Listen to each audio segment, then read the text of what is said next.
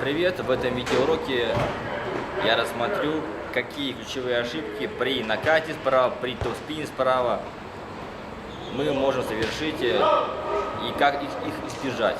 Первая ошибка – это неправильная работа ног. Это стойка. Мы бывает стоим либо слишком широко, либо слишком узко.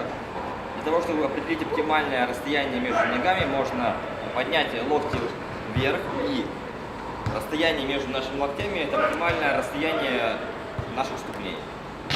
Не нужно широко ставить ноги, и не нужно ставить очень узко.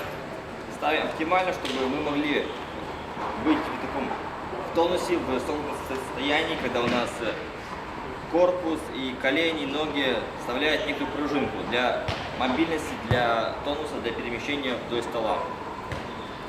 Следующий момент – это угол у стола. Мы располагаемся под углом 30 градусов, либо если мы играем более дальние дистанции, дальние зоны, то можем ставить более остро, примерно под 45 градусов и больше.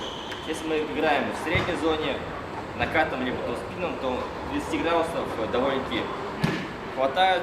К тому же этот угол хорош тем, что можно перемещаться довольно быстро вдоль стола, в отличие от угла 45 градусов, когда перемещаться намного сложнее. Оптимальный угол 30 градусов.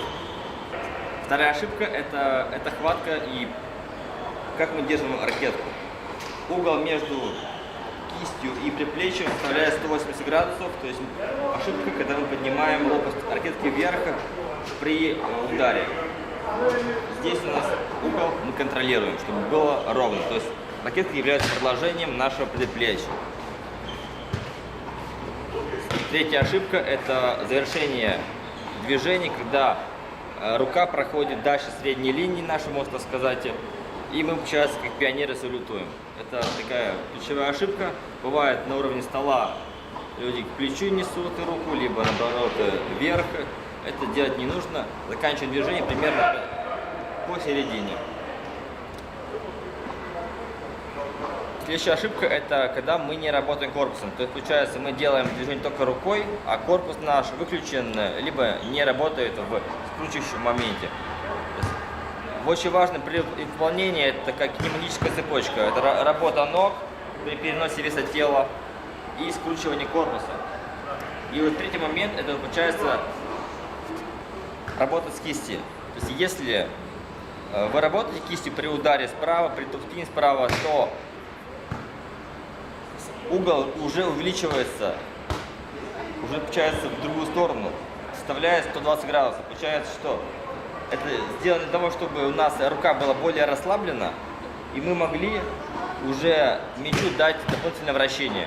Это, как правило, играется со средней зоны либо дальней, когда мы уже должны сделать более мощное вращение. Итак, в накате мы можем сохранять угол 180 градусов, когда мы работаем больше на силу, больше на жесткости. Если мы делаем на вращение, играем топ-спином, то мы уже угол увеличиваем. Никак не поднимаем ракетку вверх. Только вниз получается. Следующая ошибка – это у нас локоть. Локоть должен быть прижат к корпусу, либо находиться на расстоянии кулака. Он не должен заваливаться, либо выходить вперед, либо заваливаться назад. Он, получается, находится около корпуса, и угол между нашим корпусом и рукой, нашим предплечьем, составляет 90 градусов. Следующая ошибка – это прием мяча при накате и топ-спине. Мяч мы должны принять в оптимальной точке. Эта точка, можно сказать, вот треугольник, если начертить, то это вот здесь. Вот, не перед нами, не перед левой ногой, не далеко. То есть, получается, перед нами. Если мы хотим сделать более мощное движение и сделать там какое-то вращение дополнительное, то мы можем опустить точку принятия мяча более ниже, например, и уже ближе к правой ноге, чтобы сделать, например, такой более мощный топ-спин. Оптимальная точка принятия мяча на средней дистанции – это вот перед собой, получается, наш треугольник.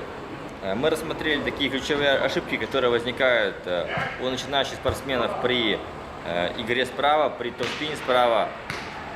смотрите за углами, которые вы выстраиваете в своем теле, сохраняйте эти углы, находитесь в расслабленном состоянии, то есть если у вас где-то мышца зажата, это плохо, никогда нигде не перенапрягайтесь.